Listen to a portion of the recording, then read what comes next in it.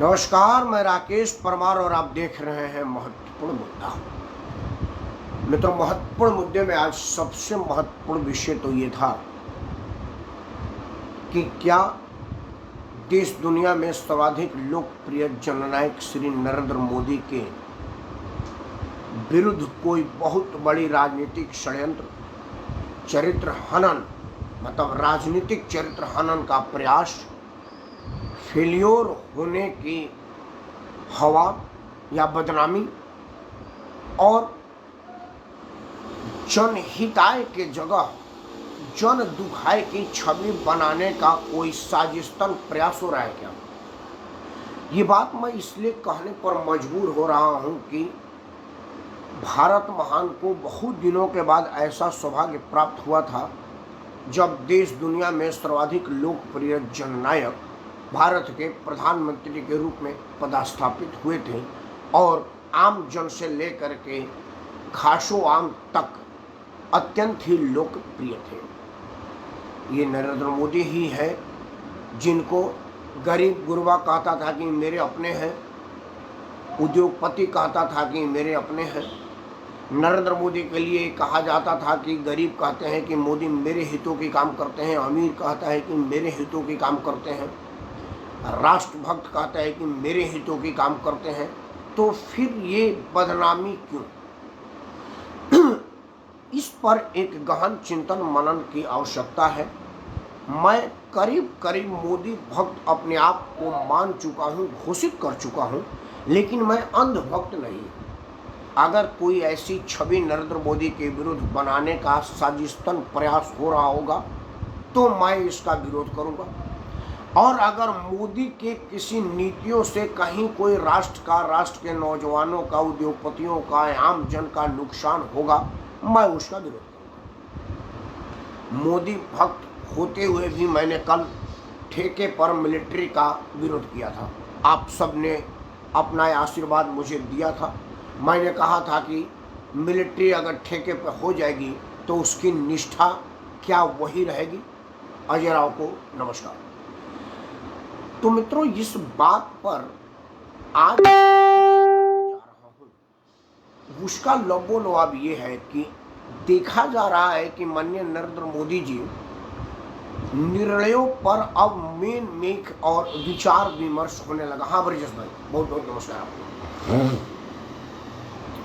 नरेंद्र मोदी निर्विवाद रूप से स्वर्ग स्वीकार नेता थे, क्या है?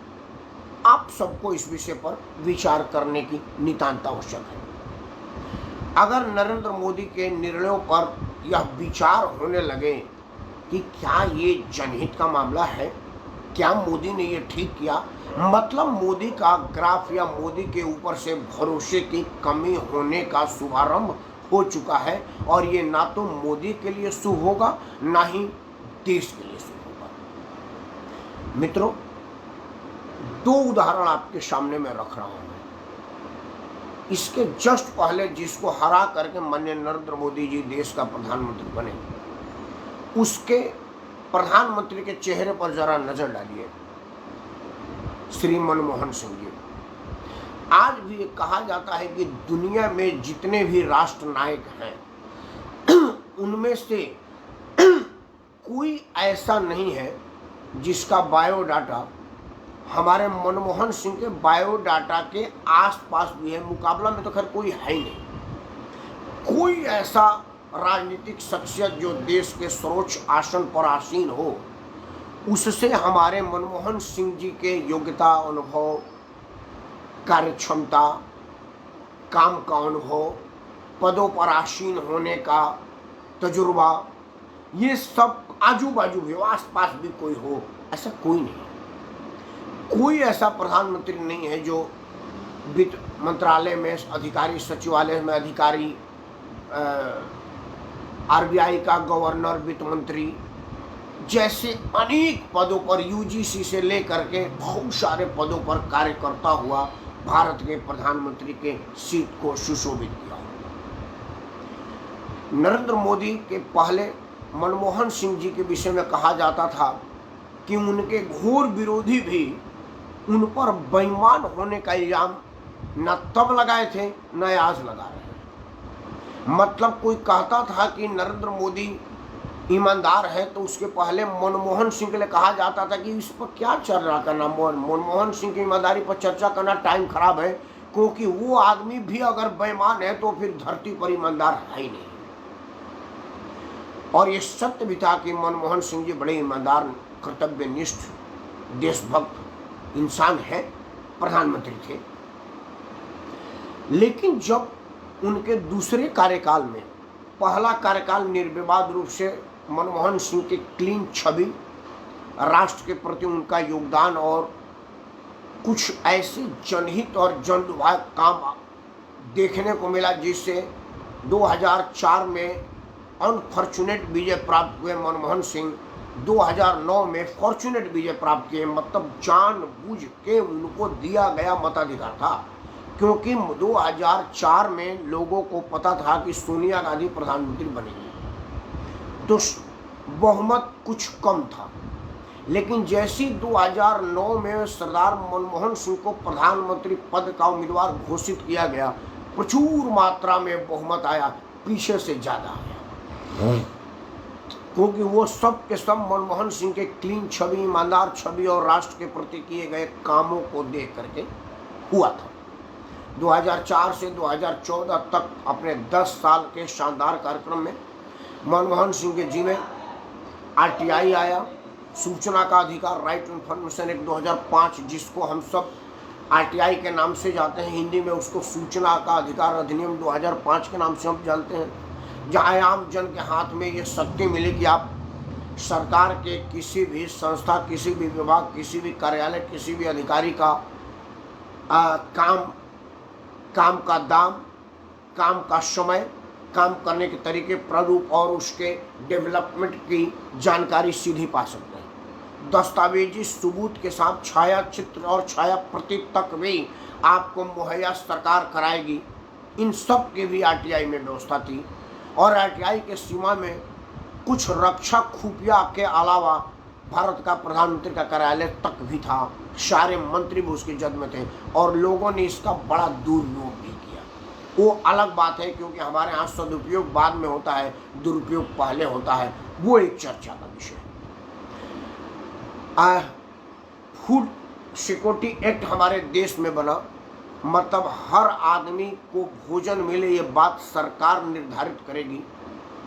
मनरेगा जैसा कार्यक्रम महात्मा गांधी स्वरोजगार योजना के अंतर्गत हर आदमी, हर हाथ को काम, एक निश्चित आय देने का व्यवस्था करने का काम मनमोहन सिंह जी के कार्यकाल में हुआ। और भी बहुत सारे काम हुए। मनमोहन सिंह परमाणु समझौते पर राष्ट्र हित में झुके नहीं, सरकार गिरी है तो गिरने दो, हम झुकेंगे नहीं। कम्युनिस्टों के सरकार वापस के बाद वो सरकारी काम है, किसका समर्थन लेना, किसका देना, बट मनमोहन सिंह झुके नहीं। लेकिन मित्रों, कुछ मंत्रियों की बदनामी ने स्थिति ऐसी उत्पन्न कर दी कि मनमोहन सिंह को मुंह की खानी पड़ी और सबसे बुरी हाल हुई। कल्पना कीजिए कि जिस सीट कांग्रेस के पास 415 सीट राजीव गांधी के नेतृत्व में आया था, उसके बाद 40 सीट पर आकर के रुकना पड़ा। आगे कहां और गिरेगा ये अभी कल्पना ही करना दुरूह काम है, हम करें नहीं। उस वक्त इक्का दुक्का मंत्रियों पर इल्जाम लगा और सारे के सारे मंत्री कन्विक्टेड हुए, जेल गए। डी राजा से लेकर के कनिमोझी तक सारे मंत्रियों को मनमोहन सिंह ने बचाया नहीं। भारत के प्रधानमंत्री होते हुए भी उनके मंत्रियों को जेल में ठूंसा गया और मनमोहन सिंह ने अपने पद का नाजायज फायदा नहीं उठाया और अपने मंत्री को जेल जाने दिया। गठबंधन की मजबूरी के आगे झुके नहीं, उनको जेल जाने दिए। ऐसी नीट क्लीन छवि वाले मनमोहन सिंह के होते हुए अगर कांग्रेस हार जाती है तो ये परसेप्शन के वजह से हारती है कि आम जनमानस में ये परसेप्शन घर कर गया था कि ये सरकार निकम्मी है, भ्रष्टाचारी है, बेईमान है, जनहित का कोई काम नहीं करती। और ऊपर से नरेंद्र मोदी का कड़क एक्शन, विपक्ष के रूप में हमलावर हर मुद्दे पर और हर मुद्दे पर सक्रिय होने का दिखावा, मनमोहन सिंह के विरुद्ध गया और मनमोहन सिंह की सरकार मुंह की बल गिरी, और कब उठेगी ये कहा नहीं जा सकता। ये एग्जाम्पल था। एक एग्जाम्पल और दे देता हूँ। वो एग्जाम्पल था श्रीमान राजीव गांधी जी का। अभी की जो लोकप्रिय जननायक हैं श्री नरेंद्र मोदी, जितने सीट पर चुनाव लड़ने का साहस नहीं कर पाते, उतना संसद सदस्य जिता करके राजीव गांधी पार्लियामेंट में आए थे। और आपको जान करके आश्चर्य नहीं हुआ क्योंकि आप जानते हैं कि राजीव गांधी अपना पूरा 5 साल का कार्यकाल भी नहीं पूरा किया। उनका भी छवि मिस्टर क्लीन की थी। कहा जाता था कि राजीव गांधी पर भ्रष्टाचार का इल्जाम चस्पा ही नहीं हो सकता, पारस मणि है, इस पर गंदगी छू नहीं सकती। लेकिन उन्हीं के मंत्रिमंडल सहयोगी, उनके विश्वास पात्र विश्वनाथ प्रताप ने ऐसा खेल रचा कि दुनिया राजीव गांधी को सबसे ज्यादा भ्रष्टाचारी घोषित करने में लग गई और राजीव गांधी के सपनों को चकनाचूर कर दिया और वो मुंह के बल गिरे। ये 2 उदाहरण है। अब आते हैं वर्तमान सरकार पर। मित्रों, जब नरेंद्र मोदी सरकार में आए थे तो उन्होंने 2-4 ऐसी बातें कही थी जिसका मैं कायल था। उनका पहला शब्द था कि मैं देश नहीं बिकने दूंगा। लोग कहा कि भाई वाह, सर झुक जाएगा, देश नहीं झुकने दूंगा। शानदार स्टेटमेंट था। लोग कह रहे थे कि ये पहली बार ऐसा प्रधानमंत्री मिला है जो देश नहीं झुकने देने की बात कह रहा है। हुआ क्या?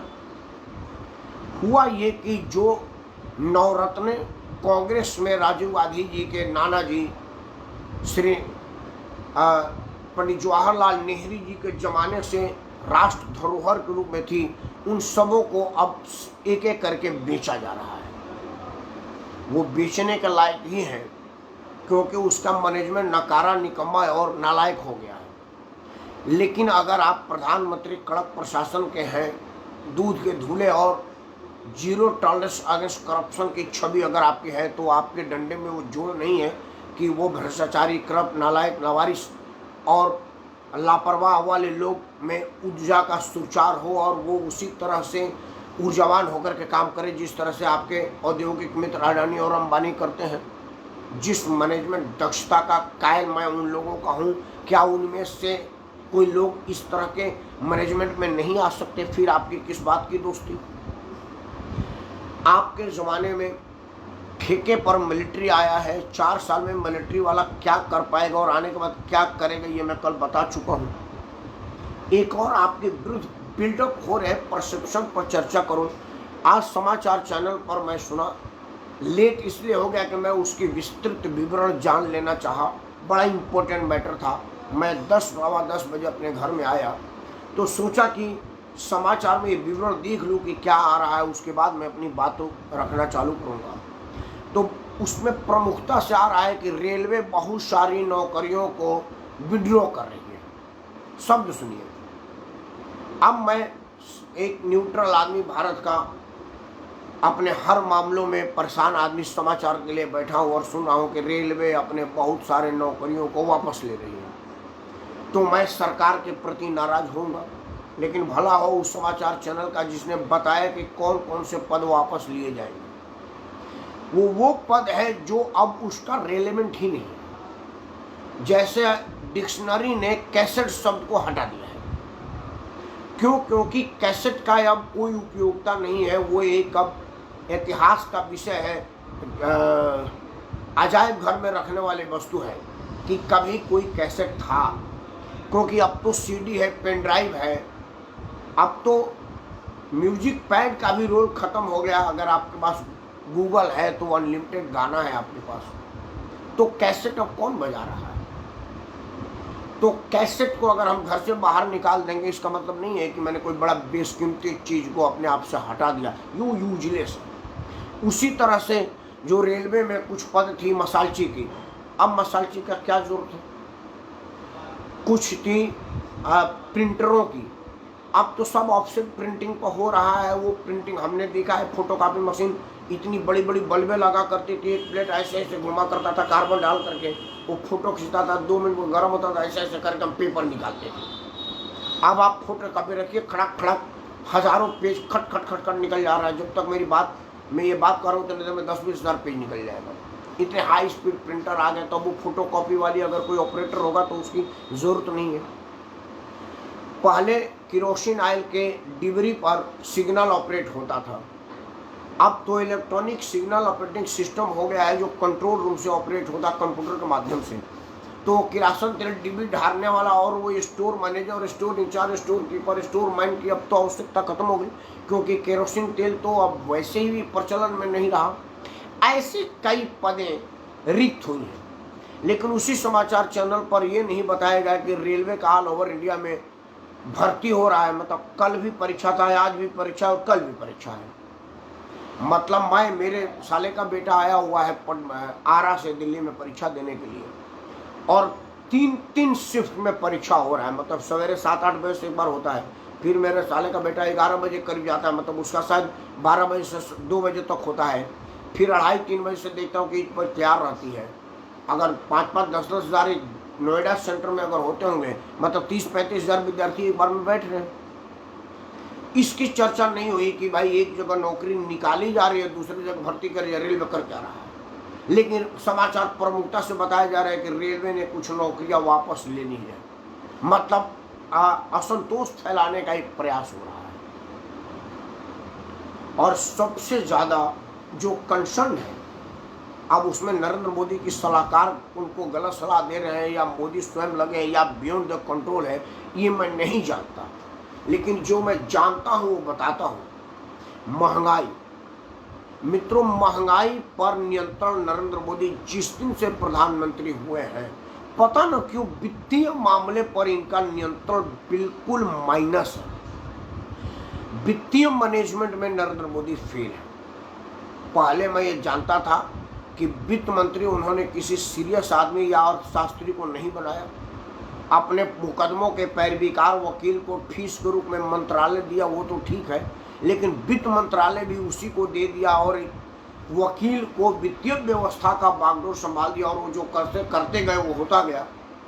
ये एक गलत निर्णय था। हालांकि मेरा मानना है कि वित्त मंत्री, मैं 5वीं में 5 बार फेल आदमी भी अगर बनूं तो भारत के वित्त मंत्रालय पर कोई फर्क नहीं पड़ता, क्योंकि जो वित्त मंत्रालय चलाते हैं, जो वित्त बजट बनाते हैं, वो सारे विशेषज्ञ होते हैं। अरुण जेटली साहब कम से कम हाई क्लास के पढ़े लिखे उच्च क्वालिटी के वकील तो थे, चीज़ों को समझने की क्षमता तो थी, बेशक वित्तीय ज्ञान उनके पास जीरो हो, लेकिन फिर भी वित्त मंत्री अगर कोई अर्थशास्त्री होता तो अधिकारी अपने मतलब से घुमा नहीं पाते। ऐसा लगता वित्त मंत्री को जरूर एक अर्थशास्त्री जैसे महत्वपूर्ण पद का आदमी होना चाहिए, अर्थशास्त्र का ज्ञान वाला आदमी होना चाहिए, ऐसा मेरा मानना है। लेकिन फिर भी नरेंद्र मोदी की 2014 से लेकर के आज 2022 तक की सरकारों में वित्तीय व्यवस्था हमेशा लड़खड़ाई है, इसीलिए महंगाई सर पर आई है। हर मामले में महंगाई है। कहा जाता था कि पेट्रोलियम पदार्थ $0 में मिल रहा है, तब भी हम 100 के पार पेट्रोल बेच रहे हैं। अब तो 75 का पार सीएनजी हो गया। कहाँ आदमी जाएगा, क्या खाएगा? रोजगार की स्थिति दिनों दिन खत्म होती जा रही है और महंगाई बढ़ती जा रही है। नरेंद्र मोदी को ये एक बहुत बड़ा असंतोष डेवलप हो रहा है, इस विषय में विचार करना चाहिए। क्योंकि हमारे भोजपुरी में कहावत है कि भूखे भजन ना होई गोपाला, आ ले लय अपनी कंठी माला।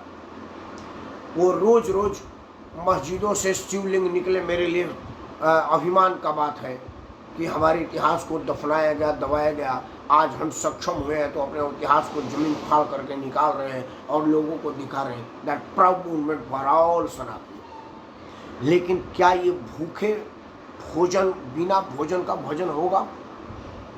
मेरे ख्याल से भजन करने के लिए भोजन की आवश्यकता है, और भोजन के लिए भोजन बनाने, पकाने और भोजन अपने पेट तक पहुंचाने तक में जो अर्थ लगता है वो अर्थ कमाने तक की व्यवस्था हो। महंगाई की मार इतनी है कि दाल आया है तो रोटी नहीं, और रोटी आया तो दाल नहीं। अकेले दाल पी के क्या करेंगे और सूखी रोटी खा कैसे पाएंगे? आम आदमी इस सोच तक हुआ है, और आप अभी तक ज्ञान बापी खेल रहे हैं।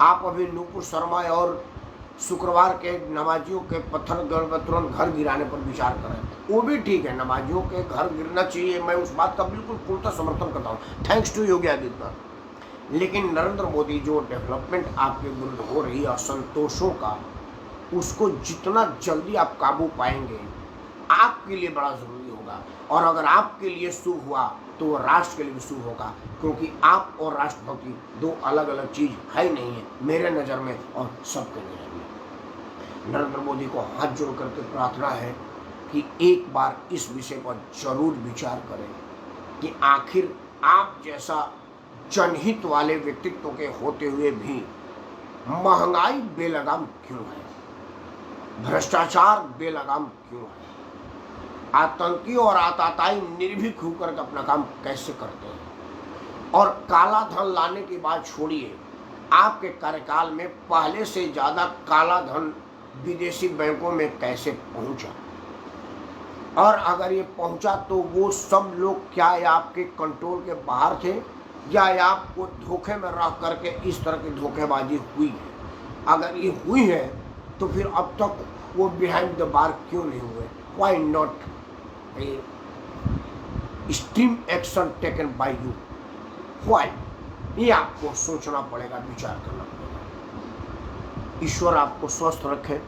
कल आपके माता जी का 100वां जन्मदिन है।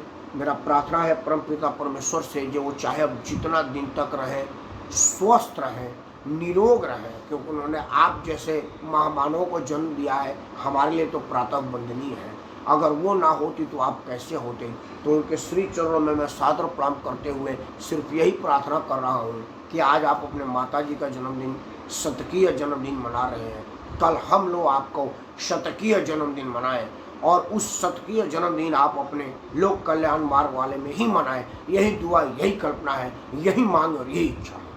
लेकिन इसके लिए आपको जनभावना के विरुद्ध कोई काम नहीं करना चाहिए, और जनभावनाओं का ख्याल जरूर रखना चाहिए। जनता किस मामले में दुखी है, उसका दुख का निवारण जनता तक पहुंचने से पहले होना चाहिए, तभी आप प्रधानमंत्री कार्यालय में अपना शतकीय मना पाएंगे। नहीं तो राजीव गांधी को देखिए, मनमोहन सिंह को देखिए, उसके बाद खुद को देखिए। जय हिंद, वंदे मातरम, भारत माता की जय, और आपका कल्याण हो, देश का कल्याण हो, क्योंकि